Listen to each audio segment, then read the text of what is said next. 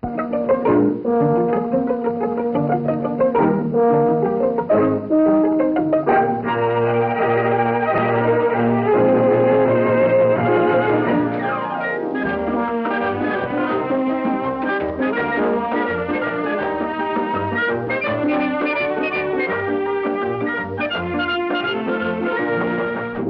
Loretta Young Show.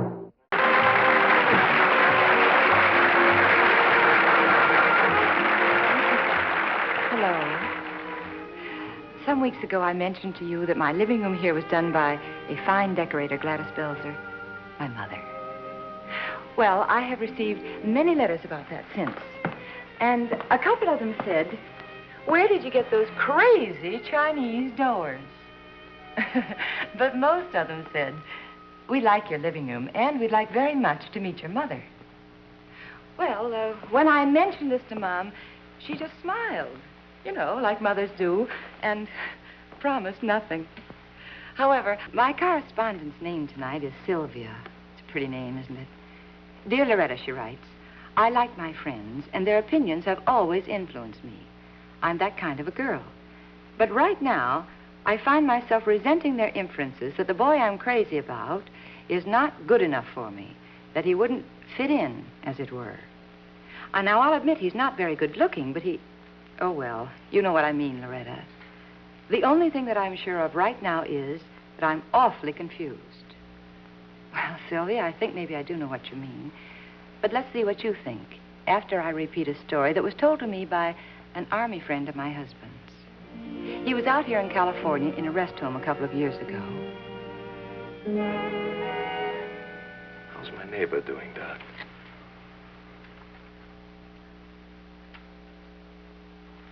Not very well, I'm afraid. Come on, Doc, tell me. What's wrong with her? You really want to know? It's battle fatigue. Battle fatigue? Well, then why isn't she in an Army hospital? Come on, Doc. Because she didn't fight with the Army. She just had a private little war of her own. And that beautiful body was, and I'm afraid still is, a battleground. She's in a rough state. She looks pretty good from here. You just stay on your own side of the fence, Rick, my boy. I don't want any strangers upsetting my patients. She's no stranger to me, Doc. I know all about Jane Seaton. Strange to know so much about a person that you've never met. You're right, Doc. She's got a war going on inside her. And in case you haven't guessed it, it's over a man. Mr. Happy Hooton was and is this girl's problem.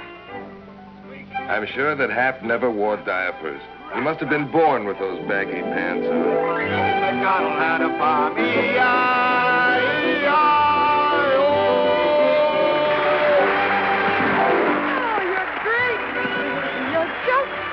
That's all. Hey, if you're really here, don't go away.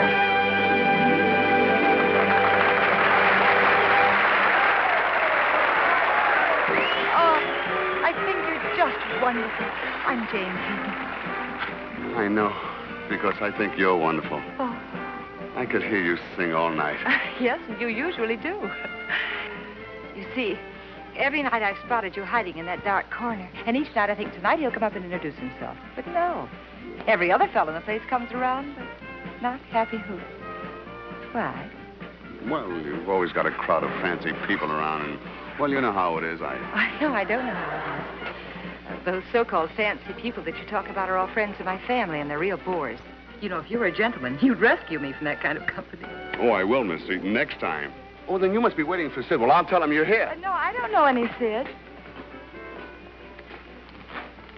Well, who did you come to see? Why, you clown. I came to see Happy Hooton. Me? Yes. You came just to see me? Yes, and I loved every minute of this ridiculous act of yours. You know, you really are a crazy man. I'd heard that, and then I asked somebody about you, and they... You asked people about me? Yes. But why? Well, because I wanted to know more about that silent guy in the corner. And I still do. Do you mind? Do I mind? No? Mr. Hooton. Well, are you doing anything tonight? Oh, no, are you? I mean, are you suggesting that... No, I've given up suggesting, and now I'm asking. How would you like to buy me a drink? Hey, wait a minute, lady. Look, this happens to be my own face. And this nose, it's my own, too, you know. And this hair. Well, look at all the money I save on fright wigs. Why don't you go and change, and then I'll wait right here for you, all right? Crazy.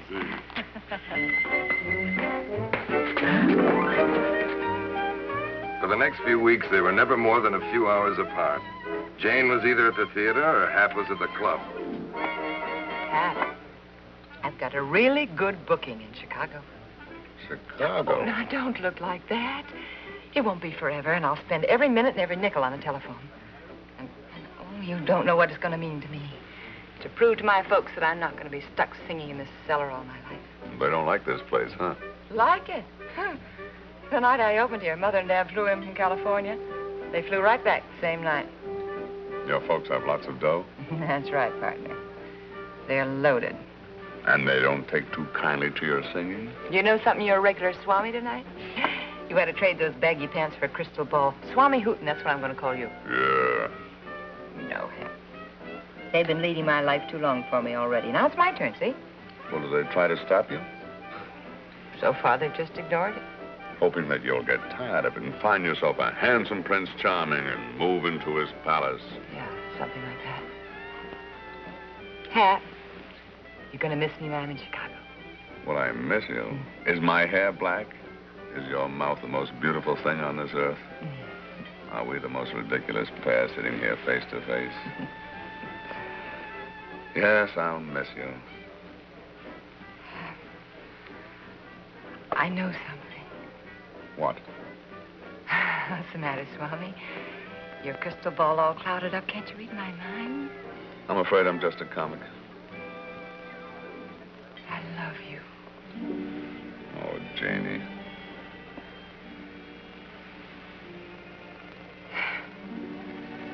Since you were a comic, why don't you say something funny? I love you, Janie. Oh, Hap. I'll be right back. I gotta see a man about a flood. But... About your friend. What? Put a sack over his head when he comes in. It don't look so good to have you two sitting in the corner all alone. Makes people wonder what's with Beauty and the Beast. Remember that, will you?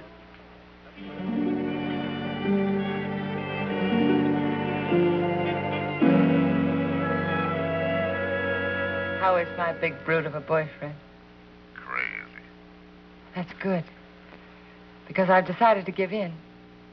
Hey, lady, you shouldn't be so forward. My mother's the head operator, and she'll cut you off if you talk that way to me. What number are you calling? Oh, one moment. I'll connect you with the head supervisor. Hello. This is Supervisor Hooton.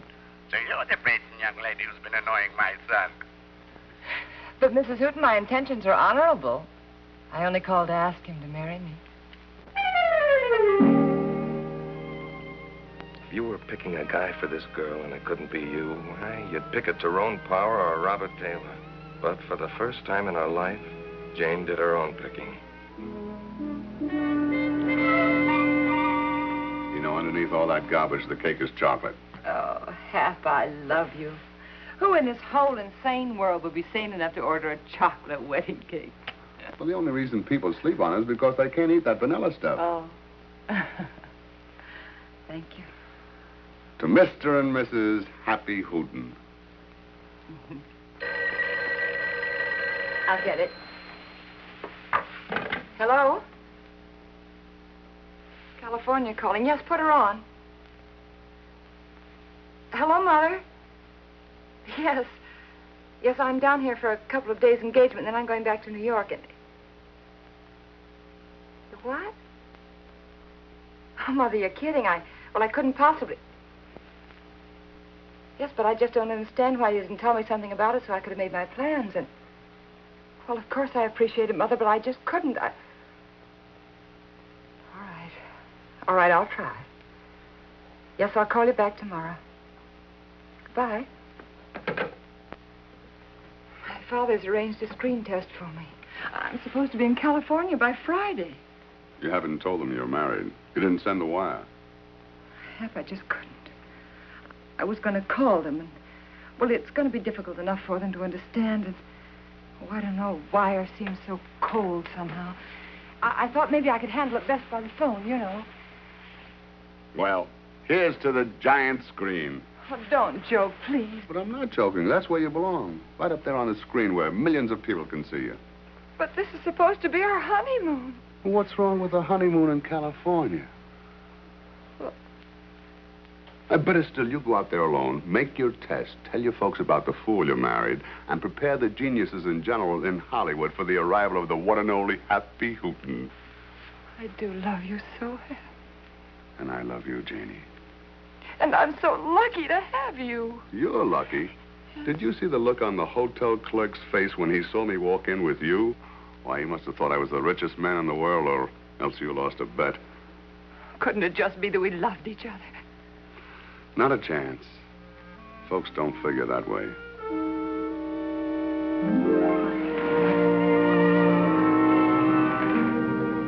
Jane had been in Hollywood a little over 2 weeks. Hap just couldn't stand it any longer, so he canceled his Eastern bookings, borrowed a few $100 and headed west. He didn't tell Jane he was coming. It was to be a surprise. It was a surprise, all right.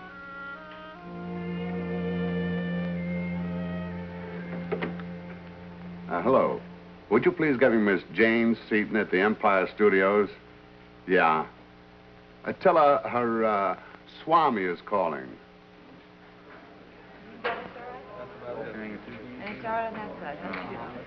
Print the first long shot only. We'll get the close-up now, and then Miss Seaton will change her other dress. Let me know when you're ready, Philip. Excuse me, Mr. Granger. There's a call from Miss Seaton. The operator has a party on the line for you that she can't seem to get rid of. Well, who is it? The operator's laughing so hard she can't quite get it out. I think she said salami. Swami! Yes, I'll take it. Where's the phone? Right over here. Thank you. Hap! Hap, where are you? Oh, well, why didn't you tell me? Oh, no. No, Hap, don't come to the studio. I'm almost through for the day, and then I'll meet you at the hotel. Well, no, it's just that I don't want to see you with a lot of people around. Yes, of course I do. Yeah. Goodbye, Hap.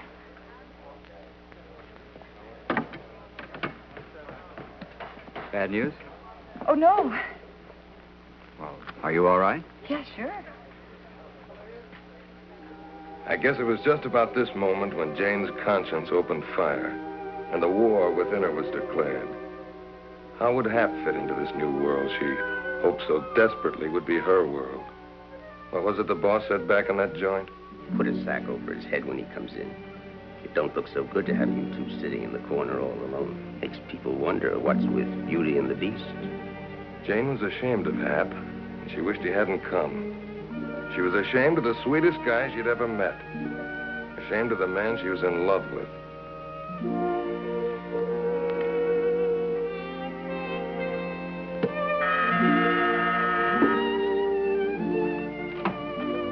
Jane.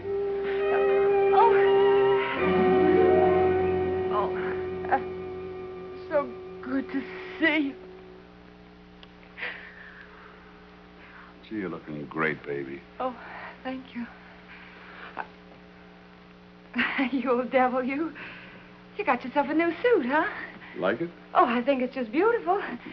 But isn't the horse going to be a little cold without it, huh? Ha ha, funny girl. Here, let me take your wrap. Well, how's it going? Do they think you're great or are they all crazy? Oh, it's going just fine, Hap. We should see the test tomorrow and... Oh. Not another chocolate wedding cake. Hap, you're just wonderful. You're glad I came out? You know I am. Hap,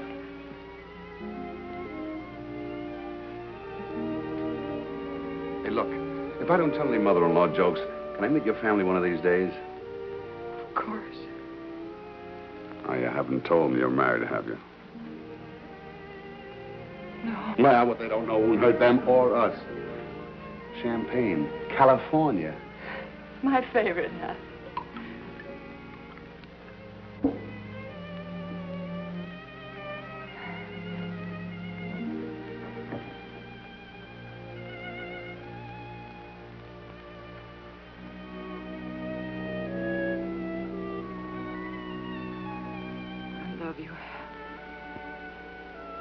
I hope so.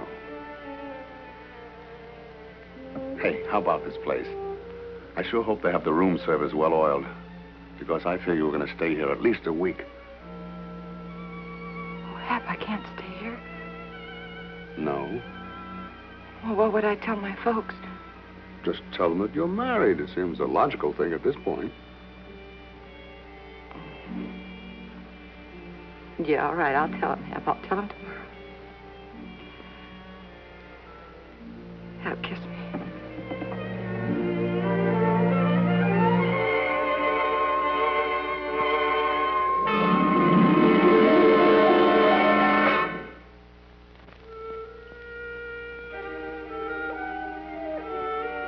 Jane's test was a success, and the studio immediately placed her in one of their elaborate musicals. That week passed, and the next, and Jane still hadn't taken Hap to see her family. But every day, Hap was convinced that every day was going to be the day. Jane always called him when she was held up at the studio or had to go right home because of an early call the next morning.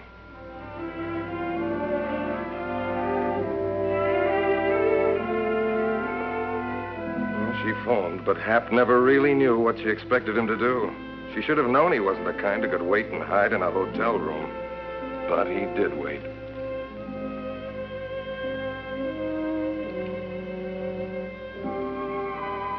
Two of the newest members of the film colony, Jane Seaton and Jack Granger. Mr. Granger is Miss Seaton's director.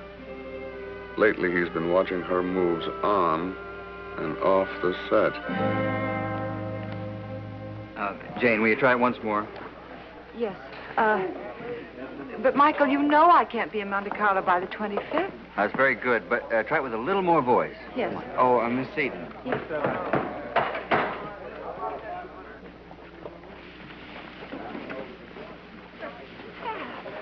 Sorry to barge in this way, Janie. Oh, you're not barging in.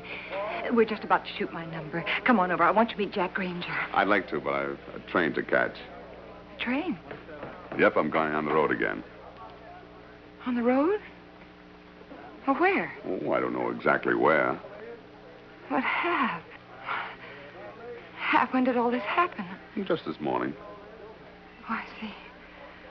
Well, look, I'll be finished here in a week or two, and then I'll join you just as soon as I can. And... I'm afraid you won't be able to join me on this tour, Janie. No? No, you see, I re-enlisted in the Army. I'm sure the boys in Korea would like me to bring you along, but there's a war to fight, and you'd make everybody forget it. Oh, Hap, you didn't. But why? Why? I don't know exactly why, but I'm not sure of anything anymore. I think this is the best way. We're ready for you, Miss Seaton. Yes, I'm coming. Bye, Janie. But, Hap, you just can't. Please don't, Hap. Make all your pictures in Technicolor, honey. I couldn't stand to see you in just black and white. Please, Hap, don't. Oh, come on, don't do that. It's catching. And I can't join the Army with big red eyes. But, Hap, you just can't walk out. So long, Janie. Be a big star. I know that's what you want.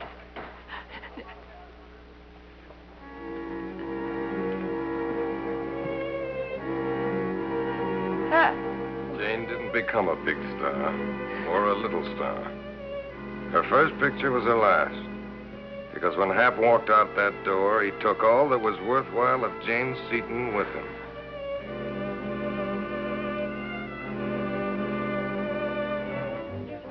Korea, this is where I come in. Hap and I were both old retreads, so we just kind of fell in together. Hap was, for me and all the other guys in the outfit, the most pleasant incident in a dreary, horrible war. He had a way of making us all see things through his wonderful comic eyes. Whenever Hap wasn't laughing it up, he was talking about Jane. After 2 years, I learned a lot of jokes and everything about Jane Seaton.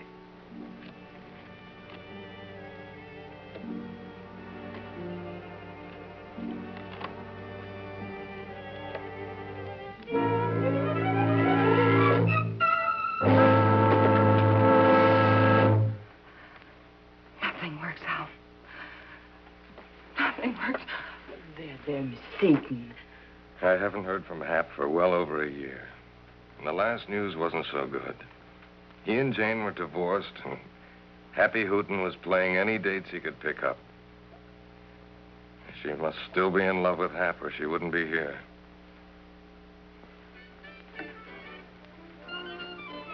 When Hap used to talk about Jane Seaton, she was just a character in a story that I hated because of what she'd done to him. But now that she was real to me, and I'd seen what she'd done to herself, I felt sorry for her.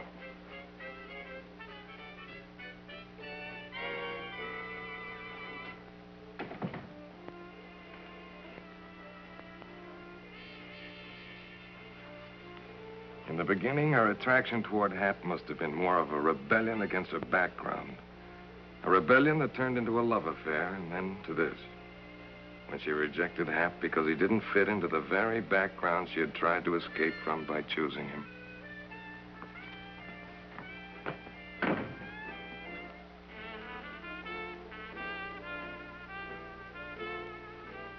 How crazy can you get? Folks, if you pass up Crazy Maxie's offer for your old car, then you're really nuts. It was Hap on a local station doing spot announcements. Should I call him and tell him Jane was here, or tell Jane?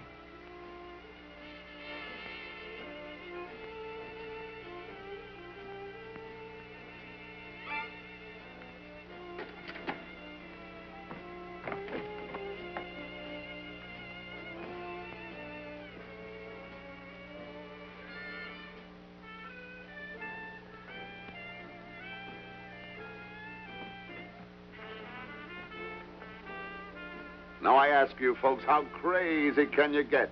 Certainly no wackier than Crazy Maxie. Why, he's so nuts he's giving his stock away of used cars right this very minute.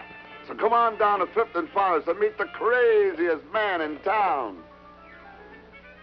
Operator, will you try to get me the local radio station, please?